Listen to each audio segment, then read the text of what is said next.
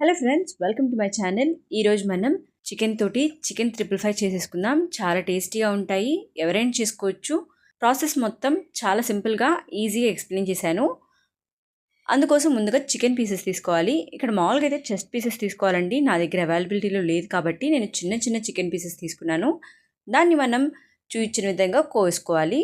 మనకి చికెన్ మీద స్ట్రైట్ లైన్స్లా ఉంటాయి కదా, దానికి ఆపోజిట్ లైన్లో కోసుకోవాలన్నమాట. అలా కోసుకున్నట్లయితే చికెన్ పీచుగా రాకుండా బాగుంటుంది.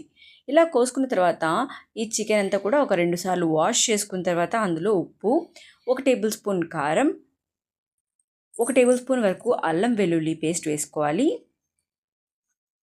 వీటితో పాటుగా ఒక గుడ్డు పగలగొట్టుకుని వేసేసుకోవాలి.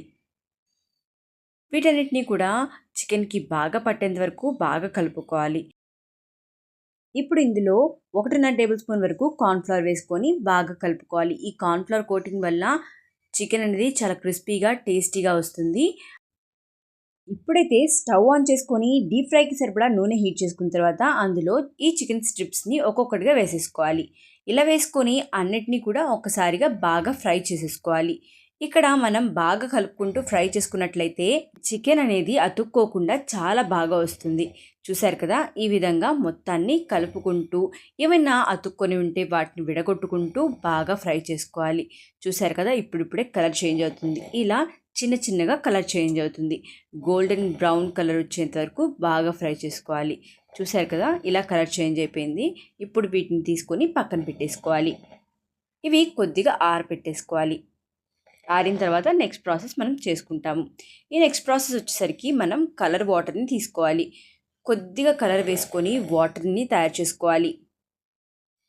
చూసారు కదా, ఈ విధంగా వాటర్ని తయారు చేసుకున్న తర్వాత మనం ఇందాక ఫ్రై చేసుకున్న చికెన్ పీసెస్ని ఆ కలర్ వాటర్లో ముంచి పక్కన పెట్టేసుకోవాలి. ఈ విధంగా అన్నిటినీ తయారు చేసుకున్న తర్వాత ఒక బాండి పెట్టుకొని అందులో 2 టేబుల్ స్పూన్స్ నూనె హీట్ చేసుకొని అందులో సన్నగా చాప్ చేసుకున్న అల్లం అలానే వెల్లుల్లి వేసుకొని వేయించుకోవాలి. దీనివల్ల ఫ్లేవర్ బాగుంటుంది. అలానే సన్నగా కట్ చేసుకున్న ఉల్లిపాయలు, క్యాప్సికమ్ కూడా వేసుకొని ఒకసారి బాగా వేయించుకోవాలి. మీకు కావాలంటే క్యాప్సికమ్ని కొంచెం పచ్చిగా వేయించుకోవచ్చు, టేస్ట్ బాగానే ఉంటుంది. కానీ నేను ఇక్కడ బాగా వేయించుకున్నాను.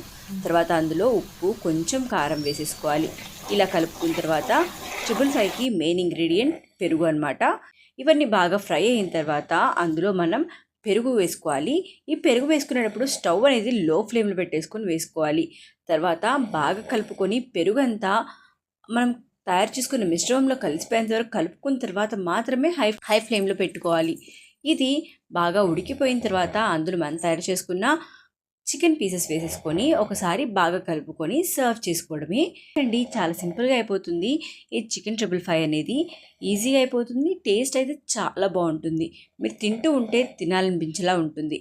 రెస్టారెంట్ స్టైల్లో చాలా టేస్టీగా ఉండే ఈ 555 నచ్చిందా మీకు? నచ్చితే తప్పకుండా లైక్ చేయండి. అలానే మా ఛానల్ సబ్స్క్రైబ్ చేసుకోవడం మర్చిపోవద్దు. Thank you for watching. మళ్ళీ కలుద్దాం.